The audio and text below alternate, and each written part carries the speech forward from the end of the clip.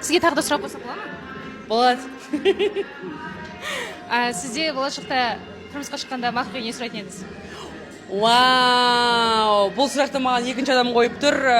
Өте сондай бум болды мен жауабымнан кейін. Мен жауап бердім, өзімнің айтқаннан қайтпаймын. 2023 жылғы Геленваген жаңа ақ түсте. Бағасы қандай оны?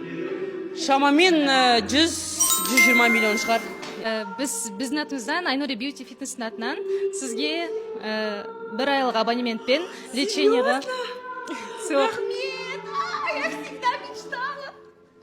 Рахмет, достар. Сізге рахмет. Сәлематсыз ба, Нұргүл ханым? Сәлематсыз. Сізге бірнеше сұрақ қойсақ. Қойыңыз, күтем. Сіз мақырге не сұрадыңыз? Мақырге? Мен негізі шындығымды айтайын ба? Ол енді қанша жыл бұрын ғой, мен Құран кітабын сұрағам. Ол шындық, ол рас. Алдыңыз ба? Айтайын ба, айтпайын ба? Вот, к сожалению, ала алмадым. Өте өкінішті. Көрдіңіздер ғой, қымбат подарканы айту керек еді. Мен ол Құран кітапты өзімнің бөлмемде жоғары жаққа сондай ең қымбат сыйлық ретінде сақтап қойғым келді, қойып қойғым келді, соны оқығым келді. Рахмет үлкен сізге. Болды ма? Дресс-код бүгін шайын.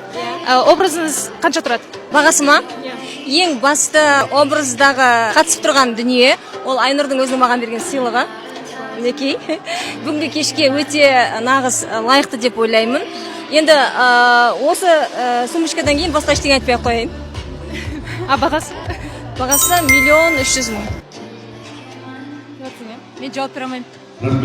Қатты ол қымбат, арзанда емес, просто жауап бермей ақ қойшы. Жұрттар айтады ертең сразу. Нормально болады. Ақшаны жетті самыларымды қарыз қалған жоқ. Енді Айнұр сияқты 3 миллион, 4 миллион, 5 миллионның киім емес енді. Бірақ болады. Қанша екенін айтуға болмайды маған. Иә, керек жоқ.